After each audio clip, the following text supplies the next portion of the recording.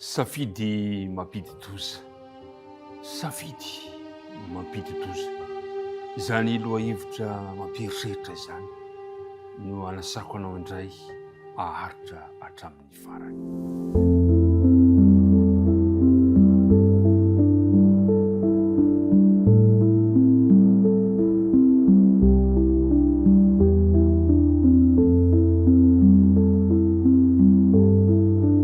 Miaraba antsika rehetrarehetra amin'ity maraina vaovao ity. Naiza toerana misy ianao dia ankafaliana no hiaonana sy fanatrehan-tava aminao amin'izao anio izao. Dia mba hiaraka hitsikitsiky isika ho mariky izany fihaonana izany, tonoina mandrakariva ho anao sy ny ankohonanao ane ny fiadanan'ny Tompo. Ankehitriny ary raha andinika ny ten'Andriamanitra isika dia andeha hiaraka hivavaka. Rainina io izay ny an-danitra, misaotra anao indray izahay noho izao fotoana sarobidy izao, izay iarahanay mianatra, iarahanay mandinika ny teninao. Anao ny teny, koa mangataka izahay ny fanena masina mihitsy no ampitoetra izany aty anatinay. Isory Tompo fafao ny helokay, isory ny fahotana tsirairay avy. Aoka mba ho vita fihavanana aminao izahay raha andinika ny teninao. Naran'i Kristy nangatana ny vavaka. Amen. Safidy mampidi-doza. Ny andinina tao dadiana dia ao amin'ny Jeremia 10:10. Izao Jehova no mpandinika ny fo sy mpamantatra ny vo, mba hanome ny olona rehetra araka ny asany avy, dia araka ny vokatry ny asany. Zay ny andinina tao taditsika. Mino fa ifambavantsika na dia somary misy mikorotadrotana kely aza indraindray misy fahadisoana dia samba miezaka isika rehetra. Safidy mampidi-doza ny loha hevitra otiniana androany. Men'Andriamanitra antsika ny safidy, men'Andriamanitra anao ny safidy. Efa nisy ve fotoana izay nahatonga anao nandray safidy ka nitera-doza teo amin'ny fiainanao? Azo antoka fa efa nisy izany. Androany dia hitantsika eto hoe safidy mampidi-doza anankiray. Ao amin'ny Josoa 7 ka manomboka amin'ny 7:10 no jerentsika sy ovakitsika amin'ara Jesosy. 7:10 ka hatramin'ny 20.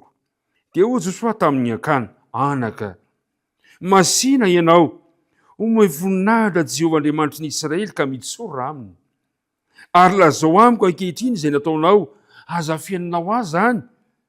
Ary akana namaly an'i Josoa ka nanao hoe, entiko, izao no nanota tamin'i Jehovah Andriamanitry ny Israely. Ary izao dia izao no nataoko, nahita kapaoty tsara avy any Babilôna aho, sy sekely volafotsy 200 sy anjam-bolamena, lanja sekely 50 tamin'ny babo, dia nitsiriritra ireny aho ka naka, ary indre voafonao ambany tany ao amin'ny laiko ireny, ary ny volafotsy ao ambaniny. Zay ilay vakiteny otiny antsika androany. Inona no nasain'i Josoa nataony akana? Inona no hevitra izany fangatahan'i Josoa izany? Ary manahoana ny fiaikeny akana ny heliny? Ahoana ny fahazahoanao izany dingana izany? Fantatsika tsara fa zavatra roa no nangatahan'i Josoa ataony akana. Ny voalohany dia ny hoe hanome voninahitra an'Andriamanitra, ny hanome voninahitra an'Andriamanitra sy hanaja azy. Ary faharoa, ny aiky tanteraka ka tsy hanafina zay rehetra nataony. Zay zany le izy. Zany hoe izy Josoa tokony hanome voninahitra an'Andriamanitra ianao ry akana. Ary tokony hitsotra izay rehetra nataonao tamin'izay tsy nety. Zao nefa zatra indrisy nefa fa tsy misy filazana misoratra masina hoe ny bebaka marina iakana. Ny zavatra nisy mantsy hatramin'ny farany dia nanantena izy fa tsy ho tratra.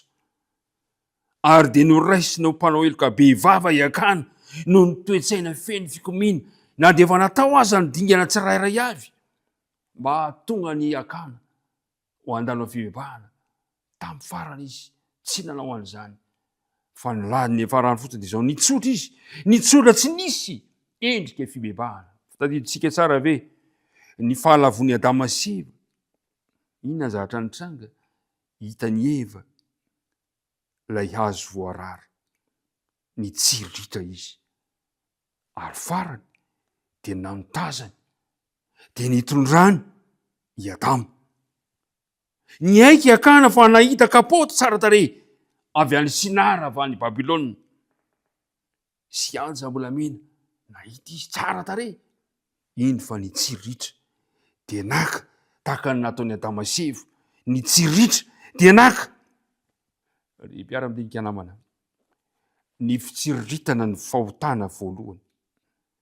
Ny fitsiritana ny fahotana ny tsy finoana teo amin'ny taranak'olombelona voalohany. Ny fitsiritana no nanimba ny fifandraisana tamin'Andriamanitra. Ny fitsiritana no nalavo ny taranak'olombelona voalohany.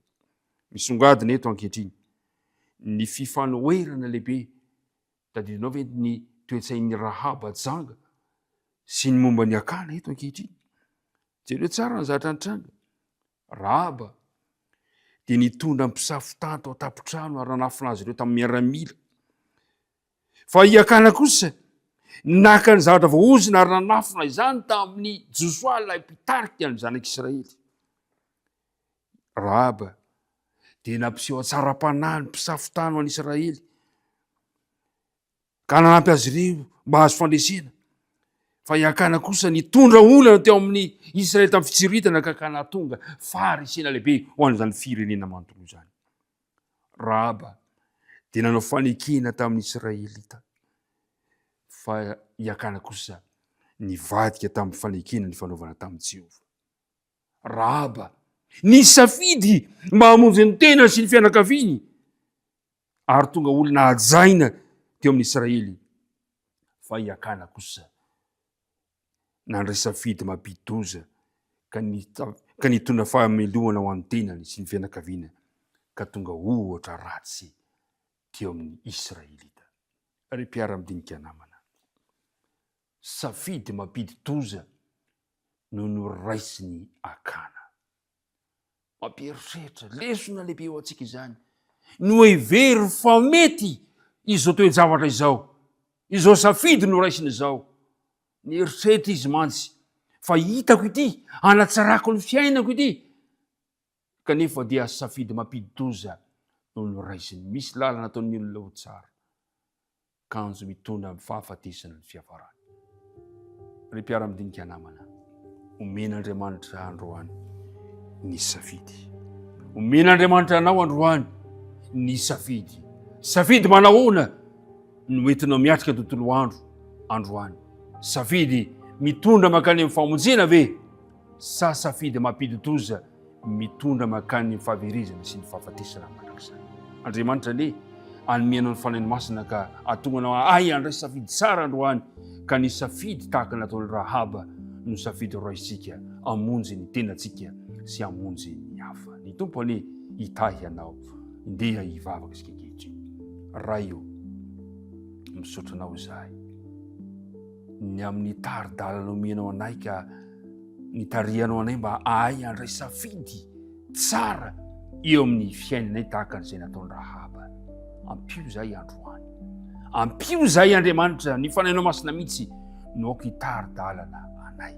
Ka naiza naiza aleanay na inona nataonay androany dia aseho anay fa efa nandray safidy tsara miaraka aminao zahay amin'ity androany ity. Dia mitahiny mpiara-midinika rehetra minarana Kristina angatana ny vavaka. Amen.